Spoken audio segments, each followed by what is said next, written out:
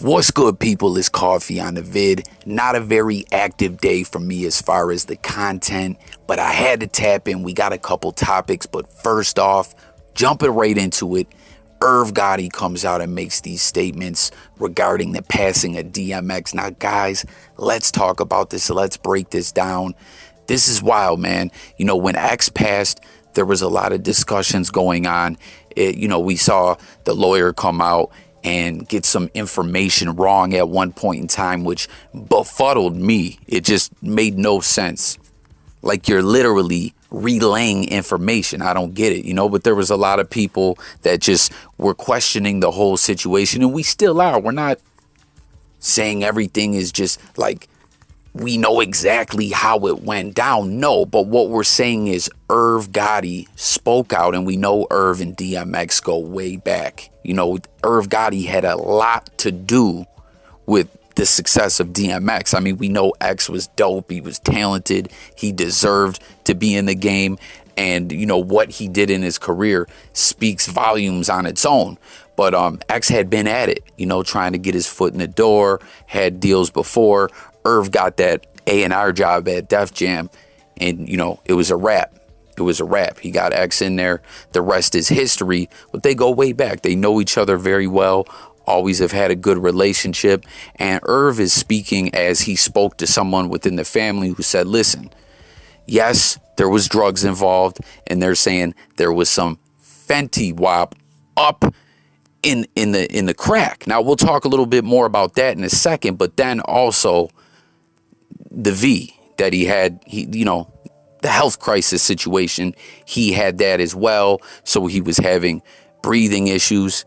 Now that mixed with the fent and everything, it is just a deadly combination. Obviously, we see X is no longer with us. Now, something Irv Gotti too, before we get back to talking about that, I just want to say, I'm sure y'all heard Irv said that when he spoke to someone from the family, he said that X had been without oxygen, and that more or less, he knew right away that if X did somehow survive, he was going to be a vegetable or have brain damage. And I remember on one of my vids, I was speaking about how that scared me, that whole 30 minutes without oxygen. But nonetheless, I was praying. We've seen people come back from all kinds of things. And I'm not just talking about things I heard. I'm talking about, I know people who have literally died and came back to life. I mean, but that 30 minutes just was scary. It was not good. But getting back to talking about this fentanyl, this Fenty, man, we know this ish has been out there in the streets. We've talked about this on my channel numerous times. We know about the war on drugs, right? We know, air quotes, we know how drugs are a part of the economy.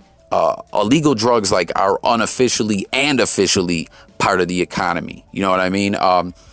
Unofficially, because it's like, who's really working, who's the plug at the end of the day when you are involved rocking with the plug or taxing the plug one way or another. We know, once again, Freeway Ricky, we know all this kind of stuff, right? But then officially a part of the economy with all the programs, rehab centers, people going to prison, all the different jobs and just different stuff that comes from drugs in that capacity. But it's just wild the way this fentanyl's been around. Fentanyl's been around forever. But the way that it's out there, and I discussed this on the channel before, it's wild that we've heard of it being in cocaine or crack, or I've even heard of it being in weed at times. Like, the fentanyl is being thrown up into everything. And from, my understanding, some of the drugs are coming right in with the fentanyl in it already. Some people are cutting, like when they get it, they're cutting it.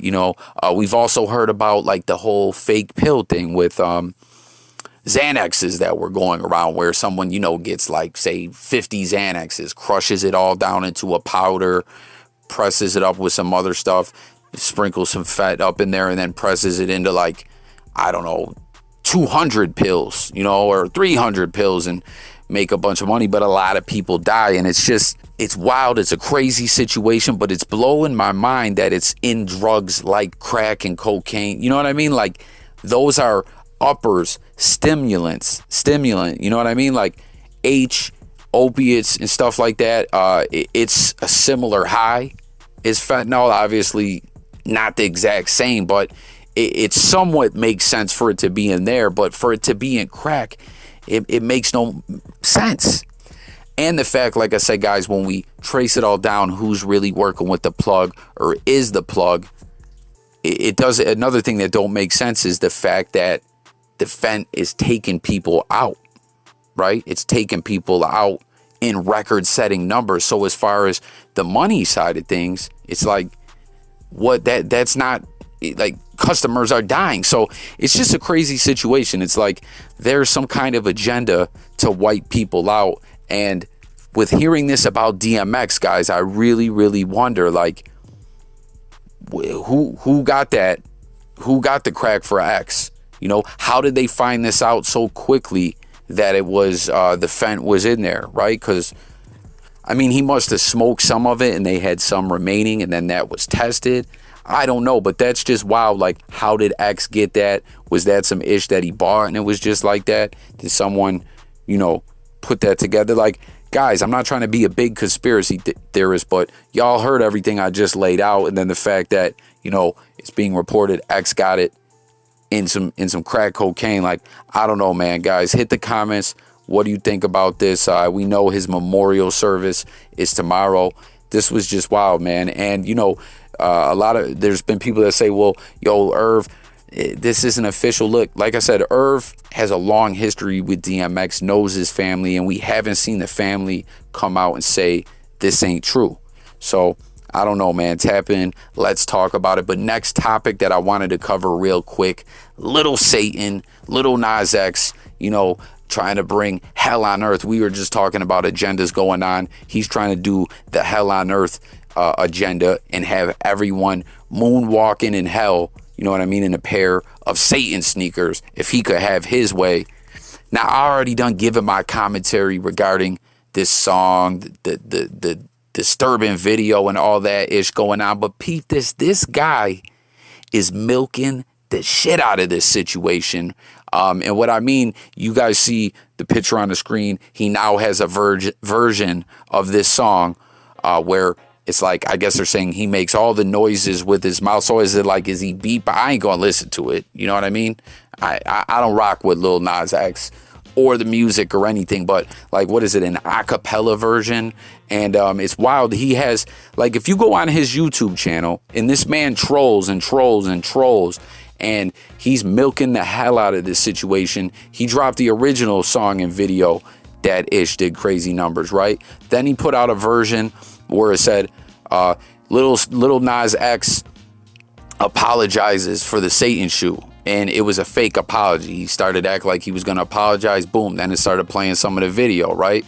That's two songs that he's getting, or two videos he's getting millions of views off this. You feel me? Then there was the other one where it said, you're in hell's bathroom. And the song is playing. And it was just a video of a bathroom with the red tint. And you could hear the song playing off, you know, distorted. So it's like he knows how to troll and engage with people and piss people off, kind of 6ix9ine-ish, but in a little bit different of a way. But he's milking, like I said, he's milking this situation like crazy. Off this song, he's got like 4 video versions of it that are gonna do millions of views. It's absolutely insane. But I don't know. I guess that's what it is, though. Y'all comment and let me know what you think, guys. But the last topic I wanted to speak with y'all real quick about, this is exciting news to me.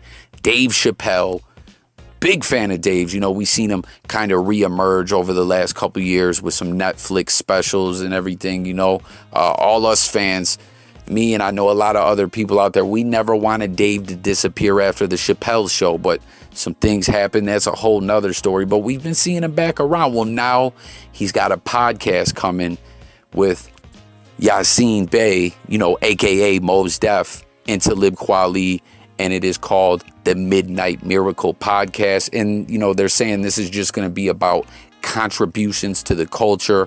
I'm looking forward to this. I'm a fan of Kweli and Yasin Bey as well. This is going to be dope. Do y'all remember when Mos Def was performing on Chapelle's show in the car? Was that where the song said, "Don't push me, 'cause I'm close to the streets, to the beats," or however that joint was hard, But these dudes have a history. I'm looking forward to hearing this podcast. Let me know if you guys are gonna, listen, tune in, whether you just hear the audio version on your headphones when you're working, or you sit down. I don't know. I imagine they'll have a video version as well. Let me know what you guys think about all this. But that's all I got. Hit the comments on these topics. New viewers, make sure to sub, hit the notification bell. Guys, if you're new, it's J Coffee. We're talking music, news, sports, and more. I'm out of here, guys. Peace.